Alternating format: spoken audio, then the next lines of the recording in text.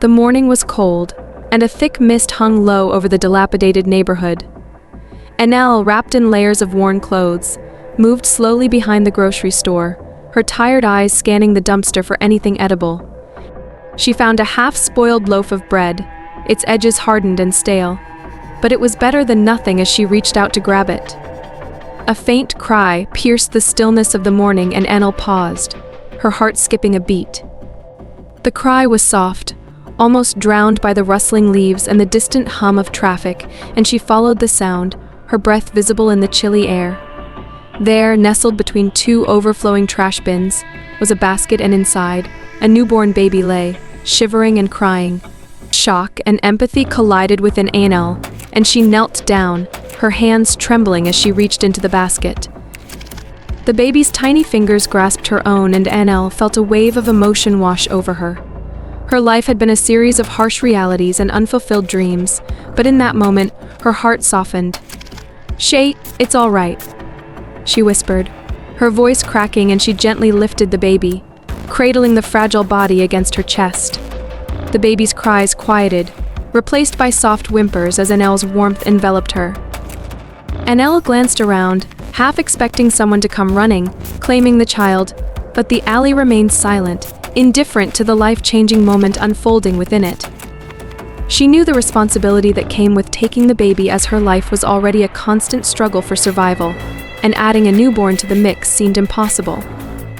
Yet, the thought of leaving the baby alone in the cold was unthinkable. As she stood up, Enel's mind raced. She needed to find food, warmth, and shelter for the baby, all while grappling with her own precarious existence, and the grocery store owner had always been kind to her. Perhaps he could help. She hurried inside, the bell above the door jingling softly, and Mr. Issa, a graying man with kind eyes, looked up from the counter. "Morning, Enel. What brings you in so early?" Enel hesitated, then revealed the baby nestled in her coat.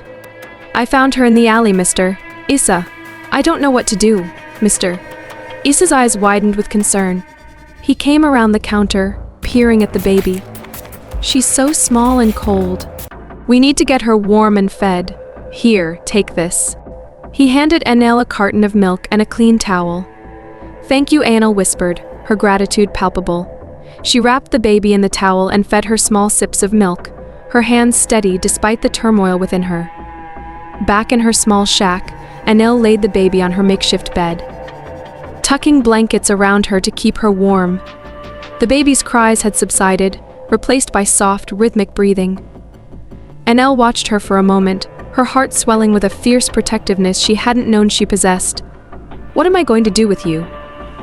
she murmured, but the baby's peaceful expression was her only answer. Enel sat down, her back against the rough wooden wall, and closed her eyes. Memories of her own childhood flashed before her, moments of pain and abandonment that she had tried to forget. She had been alone for so long, but now, with this tiny life depending on her, something shifted within her. She couldn't abandon the baby as she had been abandoned, and she had to find a way to care for her, to give her a chance at a better life. As the first rays of sunlight pierced through the cracks in the shack's walls, Enel felt a glimmer of hope. She looked at the baby, her lips forming a gentle smile. "Mendisa," she whispered. "That will be your name. Mendisa, my little gift." The name felt right, a symbol of new beginnings and the fragile hope she held onto. Enel knew the road ahead would be difficult, but as she cradled Mendisa in her arms, she felt a sense of purpose she had never known before, and she would fight for this child, no matter the cost. Enel's small shack was cluttered but functional. The walls, though worn, had been reinforced with cardboard to keep the wind at bay. The makeshift heater in the corner radiated a small but steady warmth, casting a faint glow that illuminated the room. Enel moved quickly, her movements purposeful despite the exhaustion etched on her face. "Shaish, it's okay, little one," she murmured as she laid Mendisa on a pile of old blankets that served as a makeshift changing area. The baby squirmed and whimpered, but Enel's gentle cooing soon calmed her. With practiced hands, she fashioned a diaper out of an old shirt, securing it with strips of cloth. It wasn't perfect, but it would do. "Just a bit longer, sweetheart," Enel whispered, smoothing Mendisa's tiny brow. She walked to a small shelf and retrieved a bottle. The milk, donated by the kind store owner Mr. Isa, was a rare luxury, and Anel carefully poured it into the bottle, testing the temperature on her wrist before offering it to Mandisa. The baby latched on eagerly, her small hands gripping the bottle. As Mandisa drank, Anel watched her with a mixture of awe and determination. This child, abandoned and vulnerable, had given her a renewed sense of purpose. She sat beside Mandisa, gently stroking her cheek. Anel's thoughts drifted back to her own childhood, and she saw flashes of her stepfather's angry face, the sting of his hand against her skin, and the cold, impersonal walls of the orphanage where she had spent so many years. Those memories were a stark contrast to the tender scene before her. Anel remembered the nights she had cried herself to sleep, longing for a mother's touch, a father's protection.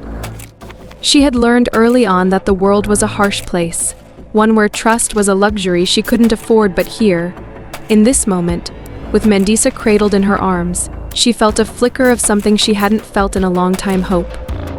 As Mandisa finished the bottle, Anel lifted her to her shoulder, gently patting her back, and the baby let out a small burp, followed by a contented sigh. Anel smiled, a rare and genuine expression that lit up her tired features. She rocked Mandisa gently, humming a lullaby she barely remembered from her own childhood. The memories continued to flood back, unbidden, and she saw herself as a little girl, hiding under the kitchen table as her stepfather raged above her. She remembered the cold, institutional feel of the orphanage, the way the other children had teased her for her red hair and freckles. These fragments of her past, both painful and sweet, intertwined with the present as she held Mandisa. Anel knew that she couldn't change her own past, but she could shape Mandisa's future. The room grew warmer as the heater continued its steady hum. Mandisa's eyes drooped, her small body relaxing into sleep. Anel laid her down gently, tucking the blankets around her. She sat beside the makeshift crib, watching the rise and fall of Mandisa's tiny chest, and in that moment, the world outside their small sanctuary seemed distant and unimportant. The morning light filtered through the cracks again, heralding a new day. Anel woke with renewed determination, ready to face whatever challenges lay ahead. Holding Mandisa close, she stepped outside, ready to begin their journey together. The streets were familiar yet daunting. Anel walked past the spots where she had once begged, now carrying Mandisa strapped to her chest in a makeshift sling. The baby's gentle breathing provided a small comfort as Anel navigated through the bustling city. Morning, Anel called out Mrs. Adi from the corner store, and Anel nodded, her eyes scanning the street for any signs of work. She had to find ways to provide for Mandisa, even if it meant doing the hardest jobs. Her first stop was a local cafe. The owner, Mr. Jabari, knew her well. "Got any work for me today?" Anel asked, her voice steady despite the uncertainty. "Mr. Jabari looked at her, then at the baby. "I need someone to wash dishes." "You up for it?" Anel nodded, adjusting Mandisa in the sling. "I'll manage." The cafe kitchen was small and hot. Anela plunged her hands into the soapy water, scrubbing dishes as quickly as she could. Mandisa stirred, and Anel paused to rock her gently, humming a lullaby. The baby's eyes fluttered open and closed, finally settling into a peaceful sleep. Despite the relentless pace, Anel felt a sense of purpose, and each plate she washed, each floor she scrubbed, brought her closer to providing a better life for Mandisa. But the hours were long, and her body was beginning to betray her. A cough that had started as a mild irritation now racked her chest, leaving her breathless. "Take a break, Anel, Mr. Jabari said, his tone more sympathetic than usual. "You look exhausted." "I'm fine," Anel replied, forcing a smile. "Just a few more dishes." "Mr. Jabari shook his head but didn't press further. Anel's determination was both her greatest strength and her biggest weakness, and she couldn't afford to rest, not when Mandisa's future depended on her. After finishing at the cafe, Anel moved on to her next job, cleaning houses in a nearby neighborhood. Mrs. Adisa, one of her regular employers, was a stern woman but fair, and she noticed Anel's pallor and the way she struggled to hide her coughs. "Anel, you need to take care of yourself, Mrs. Adisa said, handing her a glass of water. You can't help the baby if you're sick. Anel nodded, grateful for the concern but knowing she had no choice. I'll be fine, Mrs. Adisa. Just need to get through today. Mrs. Adisa watched her for a moment, then nodded. Well, if you need anything, let me know. The day dragged on, each task more grueling than the last. By the time Anel finished, the sun was setting. She made her way back to the shack, her body aching with fatigue, and the journey felt longer than usual. Every step a test of her resolve. Inside the shack, the familiar warmth of the makeshift heater greeted her. She gently laid Mandisa down, the baby's innocent smile a balm for her weary soul, and Anela sat down heavily, her breath coming in ragged gasps. The day's efforts had taken a toll, but the sight of Mandisa made it all worthwhile. As night fell, Anel rocked Mandisa to sleep, the baby's gentle breathing a lullaby of its own. She whispered softly, "We'll get through this, my little one. Together." The moonlight filtered through the cracks in the shack, casting a soft glow on mother and child. Anel felt a flicker of hope amidst the exhaustion, a reminder that despite the hardships, she had something precious to fight for. 5 years later, life had become a bit more stable for Anel and Mandisa. They lived in a small but cozy apartment, where laughter often echoed through the rooms. Mandisa had grown into a lively, well-mannered child, her smile a constant source of joy for Anel. Though they weren't wealthy, they had enough to get by, and that was enough for Anel. One day, after a particularly severe coughing fit that left her breathless and weak, Anel decided it was time to see a doctor. She had been dismissing her symptoms as mere exhaustion, but this felt different, more alarming. With Mandisa in tow, she made her way to a small, overcrowded clinic in their neighborhood. The clinic was a chaotic place, filled with anxious patients and the smell of antiseptic hanging thick in the air, and Anel waited patiently, trying to keep Mandisa entertained with a tattered picture book. Her daughter's laughter was a small comfort amidst the uncertainty. "Anel Silva," the nurse called out, and Anel stood, lifting Mandisa onto her hip, and they were led to a stark, impersonal examination room. The walls were bare, and the fluorescent lights cast a harsh glow, and Anel's heart pounded as the doctor entered, a man with tired eyes and a gentle demeanor. "What seems to be the problem?" he asked, his voice calm and professional. "I've been coughing a lot, and it's getting worse," Anel replied, her voice betraying her anxiety. "I feel so tired all the time, but I thought it was just because of work." The doctor nodded, asking more questions and conducting a thorough examination, and he listened to her breathing, his expression growing more serious with each passing moment. After a series of tests, he asked Anel to wait while he reviewed the results. Anel sat in the examination room, her mind racing, and she held Mandisa close, the little girl sensing her mother's unease and hugging her tightly in return. The wait seemed endless, and Anel's thoughts spiraled into fear and uncertainty. What if it was something serious? What would happen to Mandisa if she couldn't take care of her? Finally, the doctor returned, his face grave. "Anel, I am afraid I have some difficult news. The tests indicate that you have advanced stage cancer." The words hung in the air, heavy and suffocating, and Anel felt the world tilt around her.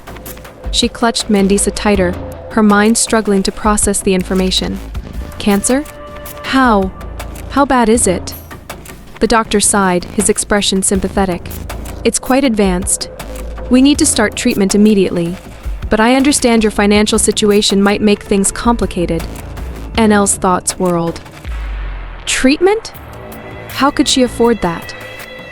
And what would happen to Mandisa if she couldn't work? The doctor continued, outlining potential treatment options, but Anel could barely hear him over the roar of her own fears. After the appointment, Anel walked outside, the clinic's doors closing behind her with a finality that felt crushing. She found a bench and sat down heavily, Mandisa on her lap, and the weight of the diagnosis pressed down on her, tears streaming down her face. Mandisa looked up, her eyes wide with concern. "Mama, why are you crying?" she asked, her voice small and worried. Anel forced a smile, brushing the tears away. "It's okay, sweetheart. Mama's just a little scared. But we're going to be all right. I promise." Inside, Anel's turmoil was immense, and the fear of what would happen to Mandisa if she couldn't be there for her was almost too much to bear. But as she looked at her daughter, She felt a steely resolve harden within her, and she couldn't let this illness take away the life she had built for them. She had to find a way to ensure Mandisa was taken care of, no matter what. With Mandisa's small hand in hers, Anel walked home. The path ahead uncertain but filled with determination. The days that followed were a blur of routine and growing concern. Anel's small apartment, once a place of modest comfort, now felt like a battlefield, and Anel's health deteriorated rapidly. Her cough, once an annoyance, became a relentless torment, and each hacking fit left her weaker, and the first time she coughed up blood, she felt a cold dread settle in her stomach. She wiped her mouth with the back of her hand, quickly hiding the evidence before Mandisa could see. "Mama, are you okay?" Mandisa asked one evening, her wide eyes filled with innocent concern. She stood in the doorway, clutching her stuffed rabbit. Anel forced a smile, her heart breaking at the worry in her daughter's eyes. "I'm fine, sweetheart. Just a little tired." Mandisa nodded slowly, not entirely convinced but willing to accept her mother's reassurances for now, and Anel turned away, biting back the urge to cry. She had to stay strong, for Mandisa's sake. The days blurred into weeks, and Anel's condition worsened. She debated seeking help from social services but was haunted by the fear of losing Mandisa to the system, and she had heard too many stories of children being taken away, and the thought of being separated from her daughter was unbearable. One afternoon, Mrs. Aman, a kind neighbor who lived down the hall, knocked on their door. Anel opened it, her face pale and drawn. Mrs. Aman took one look at her and frowned. "Anel, you don't look well. Are you all right?" she asked, her voice filled with genuine concern. "I'm fine, really," Anel replied, forcing a weak smile. "Mrs. Aman wasn't convinced. "You know, if you need anything, I'm here to help. Don't hesitate to ask." Anel appreciated the offer but declined politely, and she couldn't bear the thought of being seen as a burden, and she feared the pity in Mrs. Aman's eyes. "Thank you, but we're managing. It's just a little cold." As the door closed, Anel leaned against it, her legs trembling, and she knew she needed help, but the fear of losing Mandisa kept her paralyzed, and the weight of her secret grew heavier each day. That night, after putting Mandisa to bed, Anel sat by her crib, singing softly. The familiar lullabies, usually a comfort, now felt like a cruel reminder of the fragility of their situation. Tears streamed down her face as she watched Mandisa sleep, her tiny chest rising and falling with each breath. The reality of her situation pressed down on her like a vice. She couldn't hide the truth much longer, and the thought of leaving Mandisa alone in the world was a constant torment. Anel's mind raced with plans and possibilities, but each one seemed more hopeless than the last, and she reached out and gently stroked Mandisa's hair, her heart breaking at the thought of not being there to watch her grow up. "I'm so sorry, my love," she whispered through her tears. "I wish I could promise you more." The room was silent, save for the sound of Mandisa's breathing and Anel's muffled sobs. The walls seemed to close in around her, the darkness pressing in from all sides. Anel felt a profound sense of despair, but also a flicker of determination, and she had to find a way to protect Mandisa, no matter the cost. It was a cold, gray afternoon. The air was thick with the promise of rain, and the sky hung low over Anel's small apartment. Inside, the home was filled with the sound of Mandisa's playful babbling. She was busy with her toys, creating an imaginary world on the living room floor. The warmth of the makeshift heater created a cozy contrast to the chill outside, casting a gentle glow over the room. Anel sat at the small kitchen table, sipping a cup of tea. The tea was weak, but its warmth was comforting, and she watched Mandisa with a soft smile, trying to ignore the persistent ache in her chest. Every day was a struggle, but moments like these made it worthwhile, and Mandisa's laughter was a balm to her weary soul. A sudden noise outside broke the tranquility. Anel looked up, frowning as she heard the sound of a car engine. It wasn't the usual hum of the neighbors' vehicles, as this one was different, smoother, more refined. She stood up and peered out the window, her breath catching in her throat. A sleek, luxurious car had pulled up in front of their building, the kind of car that didn't belong in their modest neighborhood. The door opened, and a well-dressed man stepped out. He was tall, with dark hair neatly combed back, and he moved with an air of confidence that immediately put Anel on edge. "Mama, who's that?" Mandisa asked, looking up from her toys. "I don't know, sweetheart," Anil replied, her voice tense. "Stay here and keep playing, okay?" Mandisa nodded, sensing her mother's unease. Anil took a deep breath and opened the door, stepping out into the cold, and the man was already approaching, his polished shoes clicking on the pavement. He stopped a few feet away, giving her a polite nod. "Anil Silva?" he asked, his voice smooth and cultured. "Yes," Anil replied warily. "Who are you?" "My name is Salim," he said, extending a hand. Anil hesitated before shaking it, her grip firm despite her anxiety. "I'm here about your daughter, Mandisa." Anil's heart skipped a beat and her mind raced, fear and suspicion warring within her. "What about her?" Salim took a deep breath, his expression serious. "May I come in? This is a sensitive matter, and I'd prefer to discuss it in private."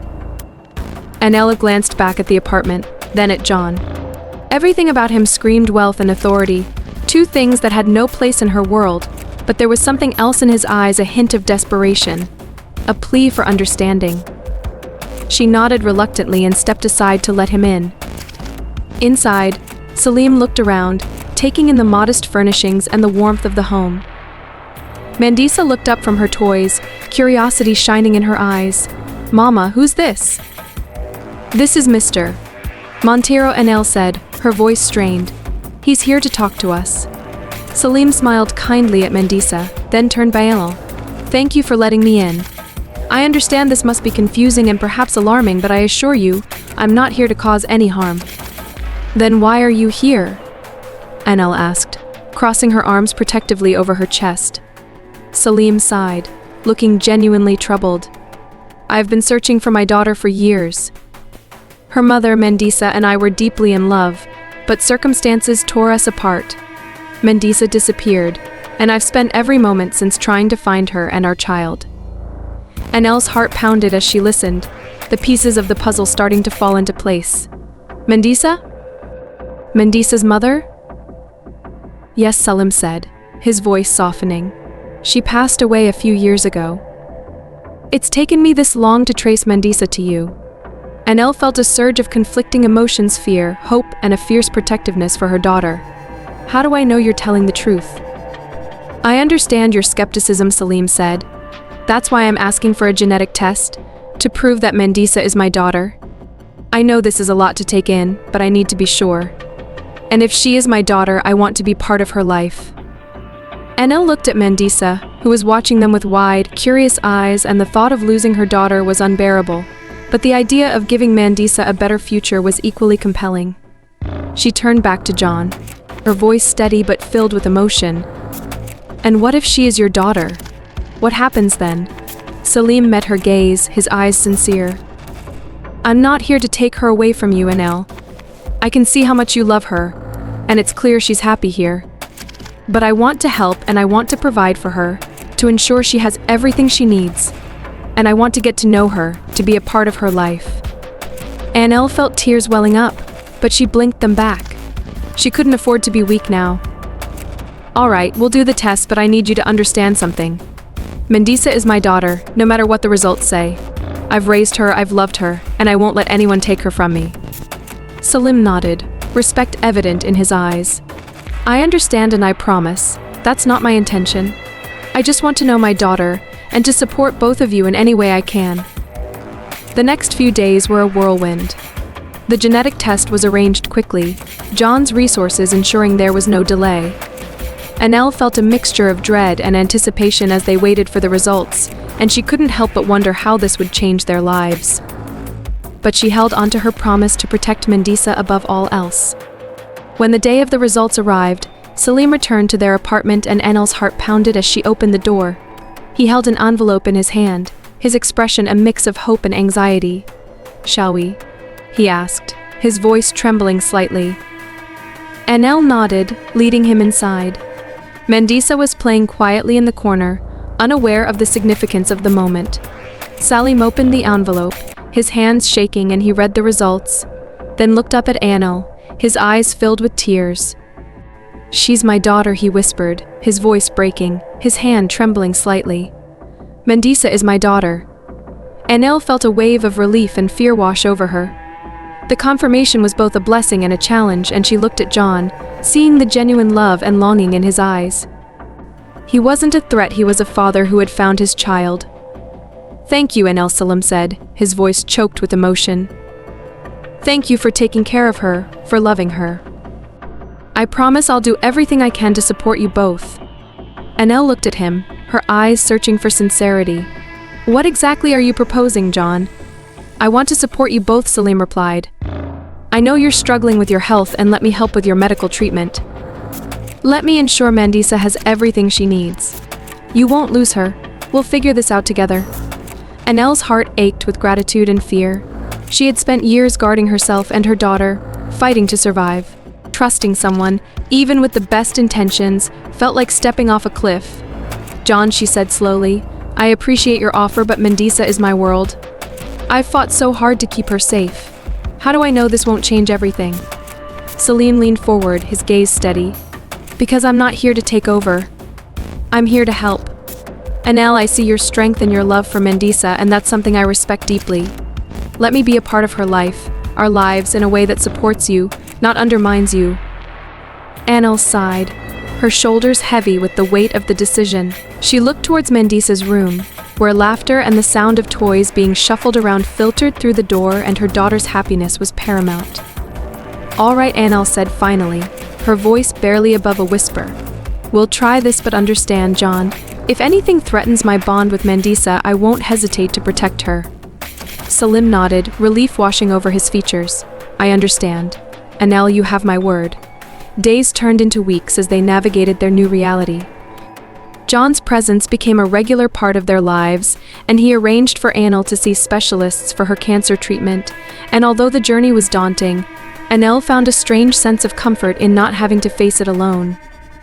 Mandisa adjusted to the changes with the resilience of youth, and she warmed to John, who showered her with genuine affection and interest. They spent afternoons at the park, where Salim taught her to ride a bike, and evenings where he helped her with her homework. One evening, as Anel sat by the window watching the city lights, Salim approached her. "How are you feeling?" he asked, his concern evident. "Better," Anel replied honestly. The treatments were grueling, but knowing Mandisa was well cared for lifted a burden from her shoulders. "I'm glad to hear that," Salim said. He hesitated, then added, "Anel, I want you to know something, and this isn't just about Mandisa. I care about you too, and I want you to get better, for her sake and for yours." Anel looked at him, surprised by the depth of his words, and she had grown accustomed to facing life alone. But John's sincerity was undeniable. "Thank you," she said softly, "for everything." The weeks that followed were a testament to the power of support and shared purpose. Anel's health slowly began to improve, and with it, her outlook on the future. She and Salim developed a rhythm, a partnership grounded in mutual respect and a shared love for Mandisa. One evening, as they all sat together for dinner, Mandisa looked up at them, her eyes bright. "Mama, mister, does this mean we're like a family now?" Anel and Salim exchanged a glance, a silent understanding passing between them.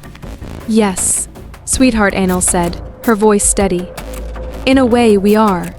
Mandisa beamed, her smile lighting up the room. "I like that," she said simply, returning to her meal with the contentment of a child who feels safe and loved. After dinner, as Mandisa played with her toys, Salim and Anel sat together, talking quietly. They spoke of hopes and plans, of the future they wanted to build for Mandisa. For the first time in a long while, Anel allowed herself to dream, to imagine a life beyond survival. As the night deepened, Anel felt a profound sense of gratitude. Life had thrown countless hardships her way, but she had found an unexpected ally. Together they would face whatever came next, bound by their love for Mandisa and their shared determination to give her the best possible future. The city outside was quiet, the stars hidden behind a veil of clouds, and inside their small apartment, there was warmth and light, a beacon of hope in the darkness. Anel looked at Salim and Mandisa, her heart full as this was their new beginning, and she was ready to embrace it. The city outside was quiet, the stars hidden behind a veil of clouds. But inside their small apartment, there was warmth and light, a beacon of hope in the darkness. Anel looked at Salim and Mandisa, her heart full. This was their new beginning, and she was ready to embrace it. 5 years passed, and the small family had settled into a rhythm that, while not without its struggles, was filled with love and resilience. Mandisa had grown into a bright, curious young girl, her bond with Salim strengthening with each passing day, and the once tenuous threads of their connection had woven into a sturdy fabric of familial ties. Enel, having battled cancer with relentless determination, now wore the signs of her fight, and her hair, once thick and dark, had fallen out due to the treatments, but she now wore a knitted hat that Mandisa had made for her, a vibrant testament to their journey together. One evening, as the sun dipped below the horizon, casting a warm glow through the apartment, Enel lay resting on the couch. She watched Mandisa and Salim in the kitchen, their laughter a soothing melody that filled the room. Mandisa was helping Salim prepare dinner, her small hands working deftly with the vegetables. "Mama, look," Mandisa called out, holding up a perfectly chopped carrot. "I'm getting better at this." Enel smiled, her heart swelling with pride. "You're doing wonderfully, my love." Salim glanced over at Enel, his eyes softening. "She's a quick learner, just like you." The evening continued in a gentle cadence of shared stories and quiet contentment. After dinner, Enel retired to her room, feeling the familiar ache of fatigue that had become a part of her daily life. She settled into her bed, the soft hum of conversation from the living room providing a comforting backdrop. As she lay there, Enel's thoughts drifted back over her life. Her childhood had been marred by her stepfather's cruelty, the pain of his abuse a shadow that had haunted her for years, and the orphanage had been little better, filled with the loneliness of being an outcast among peers who didn't understand her. Yet, amidst those dark memories, there were moments of light and the kindness of the orphanage caretaker who had taught her to read, the rare days of sunshine when she had escaped to the park. Enel's journey had been one of constant struggle, but also of profound strength. Meeting Salim and learning of Mandisa's true parentage had been a turning point. His presence in their lives had brought stability and support, something Enel had scarcely dared to dream of, and the past 5 years had not been easy, but they had been filled with moments of joy and connection. Mandisa's laughter, her bond with John, the small triumphs of everyday life, these were the treasures Enel held dear. As she lay there, Enel felt a deep sense of peace. She had spent her life searching for love and belonging, and now, in the twilight of her years, she had found it.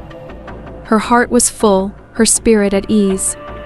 She thought of Mandisa's future, knowing that her daughter was surrounded by love and care. "Mama, are you all right?" Mandisa's voice broke through her reverie, and Enel opened her eyes to see her daughter standing by the bed, her face etched with concern. "I'm fine, darling," Enel said softly. "Just thinking." Mandisa climbed onto the bed, curling up beside her mother. "About what?" "About how lucky I am," Enel replied, stroking Mandisa's hair. "I have you and Salim, and I have a family that loves me." Mandisa hugged her tightly. "We love you so much, Mama." Enel closed her eyes, savoring the warmth of her daughter's embrace. "I know, my love, and I love you both more than words can say." Salim entered the room, smiling at the sight of the two of them together. "Everything all right in here?" "Yes," Enel replied, opening her eyes and looking at him. "Everything is perfect." Salim sat on the edge of the bed, taking Enel's hand in his. "You've been through so much, Enel. You're the strongest person I know." Enel squeezed his hand, feeling a deep sense of gratitude. "Thank you for everything." The room fell into a comfortable silence, the bond between them palpable. Enel felt a deep sense of contentment, knowing that Mandisa and Salim would continue to care for each other. Her journey had been long and arduous, but it had led her to this moment of peace and fulfillment. As the night deepened, Enel's eyelids grew heavy. She listened to the gentle rhythm of Salim and Mandisa's breathing, feeling their love surround her. She thought of the life she had lived, the battles she had fought, and the love she had found, and with a heart full of gratitude and a spirit at peace, Enel closed her eyes for the last time. She felt herself drift away, a smile on her lips, as she went to be with the Lord. The love she had searched for all her life was now a part of her, guiding her to her final rest. Hey everyone, I hope you enjoyed the story of Enel and Mandisa as much as I did. It's a powerful reminder that, no matter how tough life gets, There's always a light at the end of the tunnel, and Annel's journey was filled with pain and struggle, from her abusive childhood to battling cancer. But through it all, she remained strong and loving, finding solace in the family she built with Salim and Mendisa. Her story shows us that God always blesses those who are good at heart. Even when things seem hopeless, there's a reason for everything, and happiness will eventually come to those who believe and persevere. Remember, every challenge we face is an opportunity for growth, and every hardship can lead to a brighter future. Annel found love and peace in her final days, surrounded by those who loved her, and it's a testament to the power of faith and the belief that everything happens for a reason. If you enjoyed this story and want to hear more heartwarming and inspirational tales, make sure to like this video and subscribe to my channel. Don't forget to hit the notification bell so you never miss an update. Together we'll explore more stories that remind us of the strength of the human spirit and the blessings that await us all. Thank you for watching, and I'll see you in the next video. Stay blessed and keep believing.